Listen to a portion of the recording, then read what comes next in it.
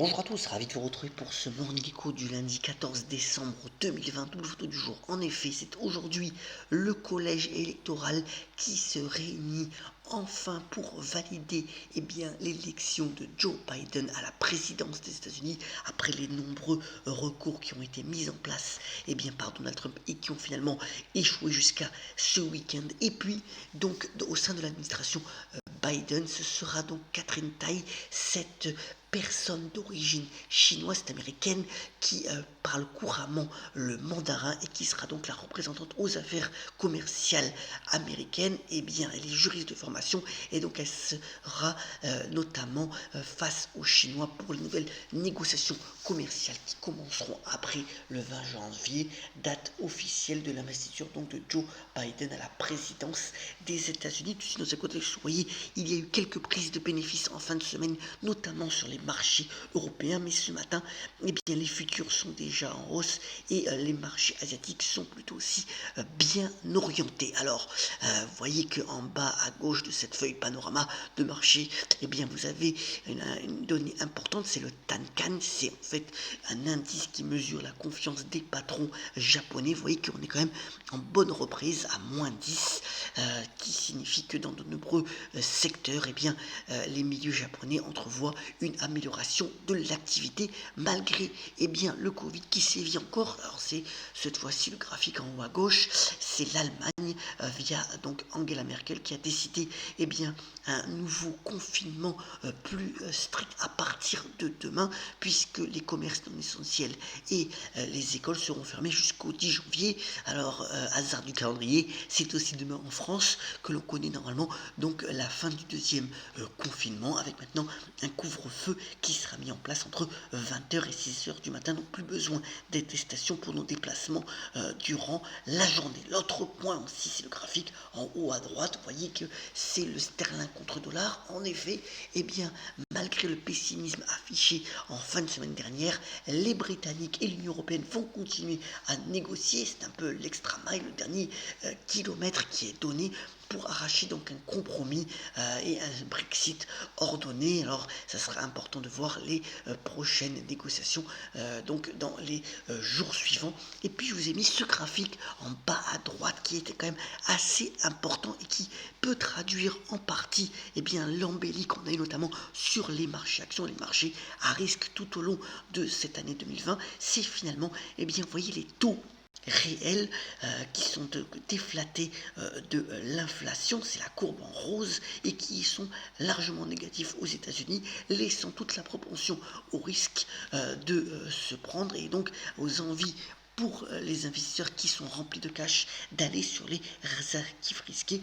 Ce sera donc un graphique à suivre tout au long de 2021 peut-être pour pouvoir avoir une stratégie notamment sur les marchés actions qui pourrait être efficace. Alors retour en France avec donc le budget 2021 qui revient donc à l'Assemblée nationale. Vous voyez que on laisse une large part au déficit public, encore moins 0,5% donc du PIB pour 2021, une dette publique qui explose, mais dans le même temps, on le sait, la France arrive à se financer sur le marché de la dette à des taux négatifs pour la majorité de partie de sa courbe, donc sur les maturités, y compris l'onde, et donc ce déficit peut être financé. Alors qu'en le même temps, l'Institut Montaigne, qui est une sorte de cercle des réflexions, préconise un hélicoptère monnaie pour les catégories les plus défavorisées, avec des chèques de consommation qui pourraient être mis en place pour un montant de 12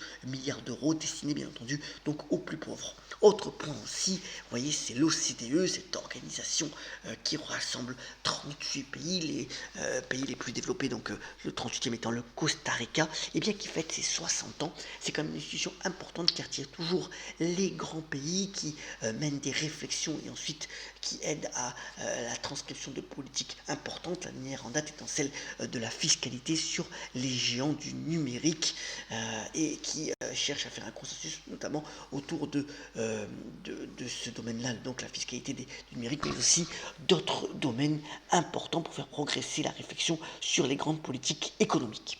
Alors, c'est lundi, comme d'habitude, je vous ai mis le calendrier de la semaine. Le point important, ce sera surtout mercredi, puisque on aura la réunion de la Fed et puis une conférence de presse de Jérôme Powell, le président de l'institution monétaire américaine, qui pourra donner des clés quant à ses orientations sur sa politique monétaire tout au long de 2021, alors que l'économie américaine montre quand même des signes de ralentissement avérés. On aura aussi de toute façon des indices préliminaires d'activité pour décembre qui seront donnés ce même jour, mercredi. Alors, dans l'actualité des entreprises importantes, eh bien, c'est cette OPA d'AstraZeneca, le laboratoire pharmaceutique anglo-suédois, qui met la main donc sur Alexion pour tout de même 39 milliards de dollars avec une prime de 45%.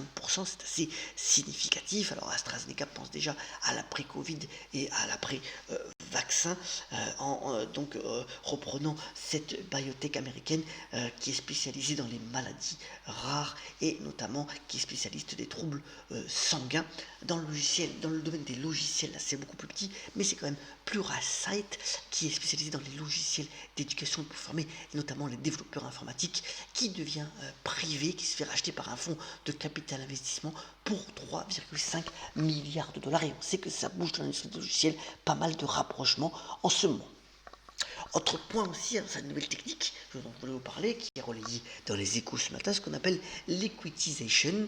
Alors là, ça concerne Arcos, et c'est le distributeur et le fabricant de tablettes et autres terminaux numériques français qui voyaient en difficulté financière assez importante. Et bien, l'idée, c'est finalement de convertir la dette en action, et c'est finalement le marché des actions qui payera les échéances d'obligations qu'avait cette société, et c'est une technique qui pourrait se généraliser dans les prochains mois. Donc voilà, l'equitization. Et puis dans le domaine bien entendu du football et des trois sportifs, c'est qu'on a quand même beaucoup parlé dans la presse et bien de la faillite de Mediapro qui avait les droits de la Ligue 1 de football. Et bien c'est véritablement Canal+, la filiale de Vivendi, qui se pose en arbitre, qui aurait proposé 700 millions d'euros pour récupérer ses droits de la Ligue 1 et pouvoir diffuser, puisque la chaîne Téléfoot s'arrête à partir du 23 décembre prochain.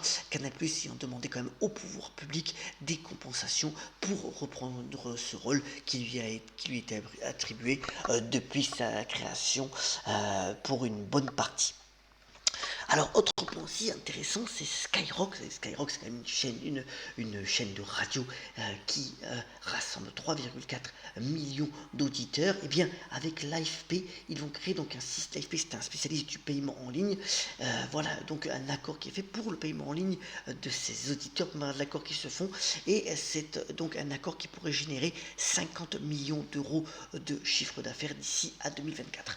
Et puis, aujourd'hui, c'est l'anniversaire de Jane Birkin, qui fête ses 74 ans, et elle a édité un nouvel album qui s'appelle Au partons tu dormais. Voilà, un très bel album, véritablement 3 étoiles pour Jane Birkin qui fait cet album avec vraiment de très belles chansons et qui vaut le coup le détour. Donc voilà pour cette actrice la plus française des Britanniques qui revient donc sur le devant de la scène.